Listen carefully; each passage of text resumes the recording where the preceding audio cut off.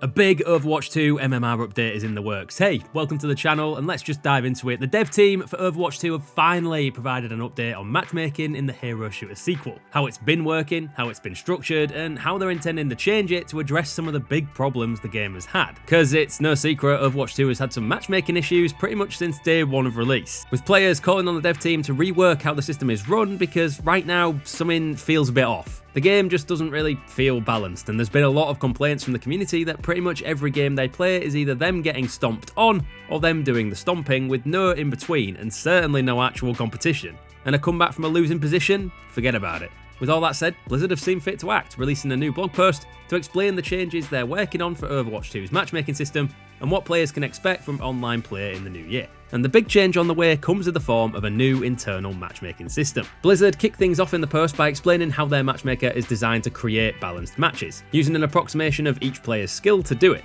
And let's face it, that clearly hasn't really been working as it should, which is where the new internal matching rating system comes in.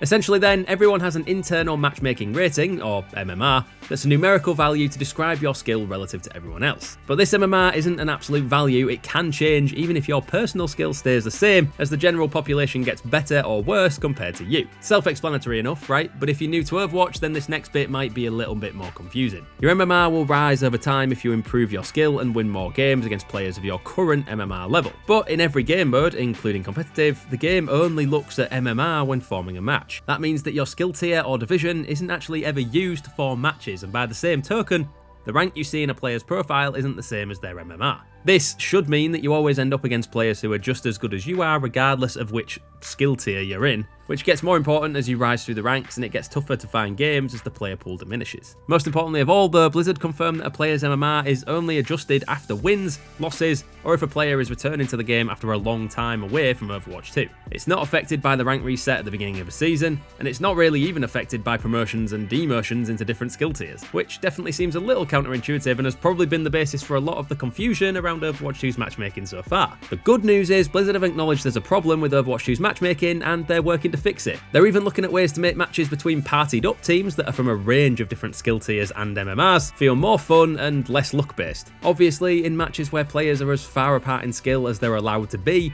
it can make the game feel imbalanced, especially if there's a massive difference in skill within a single role. Like matching a highly rated tank against a lower rated tank, even if the overall match is balanced. The competition between tanks will feel very one-sided, and in Overwatch 2, that's basically a death sentence for the lower rated team. So over the next few months, Blizzard are looking at ways to dramatically reduce this kind of matchup by pairing up similarly rated players in each role. Essentially, the matchmaker will attempt to mirror match every member of a team with their opposite number. So for support and damage roles, each player will be paired with one player on the opposite team, and for tanks, their skill tier will also be matched as closely as possible. It's not perfect, but the first step in fixing a problem is acknowledging you have one. So hopefully with a bit more time and work, Overwatch 2's matchmaking issues will soon be dealt with for good. Have you noticed any issues with MMR in Overwatch 2? Do you think the changes will fix the problem, or should they go further? Drop your thoughts down in the comments. And don't forget to like this vid and subscribe for more Overwatch 2 news and content like this.